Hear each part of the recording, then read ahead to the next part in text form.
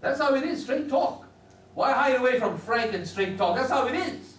That's how it is. SOCKS, like how it said, you know, when the commentators, you know, when they review the Mexican game, they always said, that's the way it is, right at the end. That is the reality of each and every single one of us, that we desire justice. But when the time comes for injustice, we are most unjust on ourselves. We are most unjust in our remembrance of Allah subhanahu wa ta'ala. That when the time comes for our prayer, how lax we are.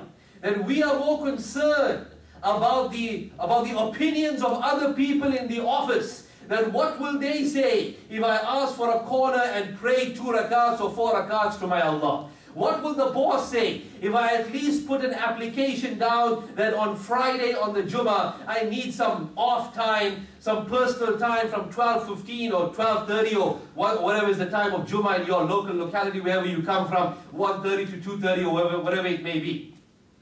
Where is there? You know, what great injustice we are dealing to ourselves when we are not true to our principle. Little do we realize that the entire world is waiting for us to be just to ourselves. The entire world is waiting for us to be true to ourselves and be a proud displayant of the deen of Allah subhanahu wa ta'ala, of Islam, wherever you are. You are traveling on a road. It is now the waqt and the time of salah. The entire earth has been made a musalla and a place of prayer for you. What a great means of invitation it is that you face in the direction of the Qibla. In the middle of some rest stop somewhere, you put the musalla down, you call the adhan and you pray. In fact, Rasulullah has mentioned that Rahimahullahu Ra'id, may Allah bless the shepherd who while tending to his flocks at the waqt, at the time of salah, calls out the adhan and says his prayer up there in the hills. He's under no obligation to leave his flock and to come down to the village or the local masjid. But in his responsibility, he remembers his Allah subhanahu wa ta'ala. Every single one of us in some way is a shepherd. We may not be dealing with real sheep. We may be dealing with other type of animals in our work environment. But in that way, many of us are shepherds. We have to understand that this is applicable to us as well. That when the time is right, and even though the time is going, we need to ask for those 5 or 10 minutes wherein we will remember our Allah subhanahu wa ta'ala. That is a great form of invitation. That is a great form of dawah. We think that the people will put us down. We think that everybody is looking to stab us in the back. Whilst munafiqeen, hypocrites will always be there. Whilst shayateen and devils will always be there. The majority of people in this world, they are seekers by nature. And they are good. And whenever good is presented in front of them, they are the first to accept. And who is going to represent that good? It is all of us sitting here in this masjid here right now. Whilst we conclude, and a point we will conclude in a few minutes, those teams that are still inside this tournament are going to go and give it their best. And they should go and give it their best. But upon the termination of the best match that you played for this month or this year, think that am I giving the best to my deen? Am I giving the best to my Islam? Ramadan is knocking on the door here right now. We're already in the month of Rajab. Ramadan is less than 2 months away. What preparations and what plans have I made in this holy and in this spiritual month to elevate my status and to make sure that this is the best Ramadan that I ever lived? For we don't know that whether it will be our last Ramadan that we walk on the surface of. That's it. We're not shying away from reality. Nobody knows when their time is up. Just take a visit to any qabristan, any graveyard or maqbara, whatever you want to call it, of the whole world. Tell me, does the grave ever discriminate? That, oh, only those people who are 60 plus are allowed access 6 feet down, and everybody else is walking the grave does not discriminate. You will find stillborn babies inside there.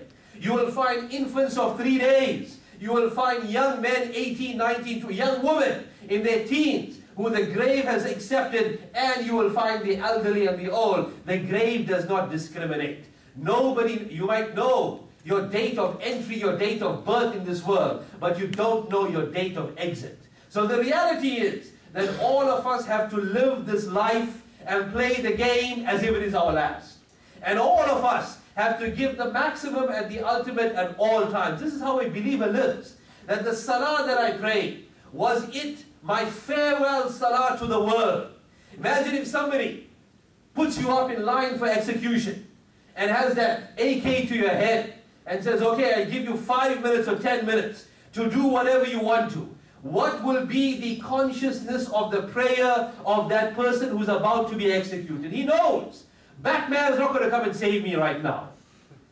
Batman or Buttman from Pakistan, they're not going to come and save me, right now. Nobody's going to come and pull me out of this place. I'm a goner, I'm in the desert here somewhere. And they're going to just dump my body. What will be the level of the iman of that person? What will be the level of concentration? What will be the cry of that person inside his salah? That, oh Allah, you forgive the time. Forgive the time wherein I was zoned out. Forgive the time wherein my eyes strayed to the wrong place. Forgive my time when I spent my money in all the wrong avenues and brought your curse upon myself and upon my family. Forgive my time when I missed my salah knowingly. I was awake.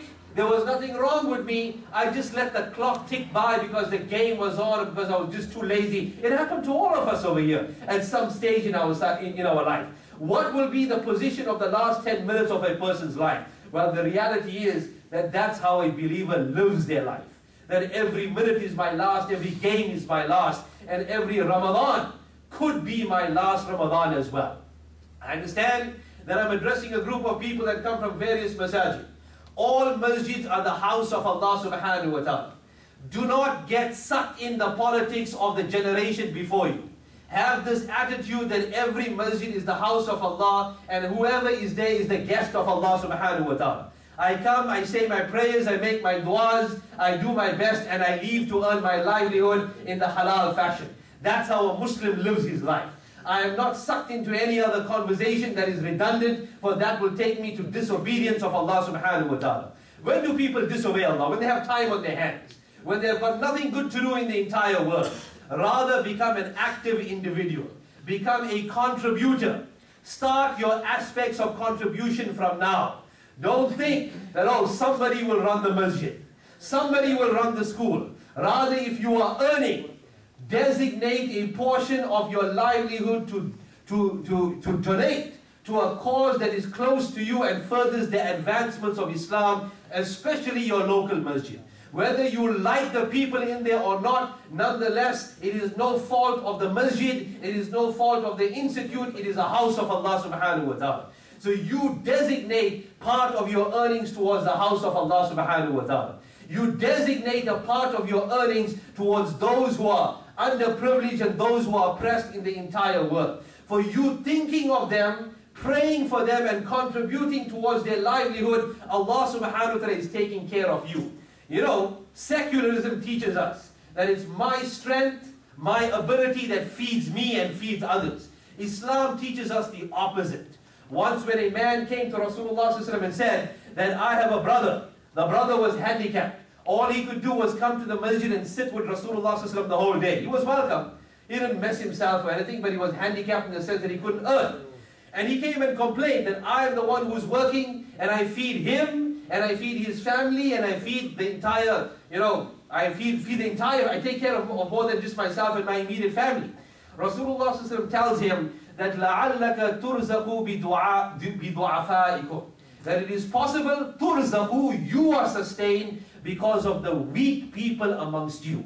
Because of them, we are being taken care of. This is what Islam teaches us. Completely 180 against what secularism teaches us. Which teaches us that you are a fool if you can't earn. You are weak if you can't earn. Rather, the deen teaches us that we are earning because of the weak. We are earning because of those who are low and because of those who are oppressed. So never keep them far away from your prayers and your contribution. May Allah subhanahu wa ta'ala accept everybody who has come to this gathering over here, and those who are here right now and those who are left. My respected friends, don't leave this tournament, don't leave this masjid without making some serious intentions. Make this intention that this Ramadan will be the best Ramadan. From today on, if I was doing anything negative, I will change my ways. I will change my ways. You don't need to announce to the entire world. Once Moses alayhi salatu wasalam, there was a drought in his community. And Allah subhanahu wa ta'ala tells him that because of one guy, I'm holding back the rain for thousands. I'm holding back the rain because of one sinner in this entire crowd. Tell him to repent and we will talk about rain. Moses makes the announcement that one guy who has offended Allah subhanahu wa ta'ala so badly needs to leave. Because of him we are suffering. Few minutes later, the rain clouds come and rain upon the entire community that you can't believe. Musa alayhi salatu wasalam asked Allah, and where did this come from? Where did the rain come from? So Allah subhanahu wa ta'ala tells him, before I held back the rain because of that guy. Now I'm giving the rain because of him. Such was the power of his repentance. Even though he didn't shed a tear in front of the crowd in front of him, but the cry was inside. Such was the power of his repentance that I'm taking care of everybody because of him. That's how we need to be. That is how close we need to get to Allah subhanahu wa ta'ala. 5 times a day. All of us live in a community that is close to a masjid. At least twice or thrice in the day. We should try and rock up at the masjid to say our prayer. Try and be part of the local activities of the masjid. Inshallah, next weekend there will be an ijtima taking place in this local community over here. You can ask our brothers here as soon as I leave regarding this gathering. Try and attend that ijtima over the weekend. It is sort of like an iman booster, sort of like a preparation for the month of Ramadan and beyond. So kindly come, males only, open to that gathering, so that our mind can only be on one thing and focused on one thing, then how we can get closer to Allah subhanahu wa ta'ala. So Allah subhanahu wa ta'ala give us this opportunity to reform, to repent, to say our prayers, and may Allah subhanahu wa ta'ala make it such that we give more for the deen than more we give for the baskets. Jazakallahu khair wa alhamdulillah.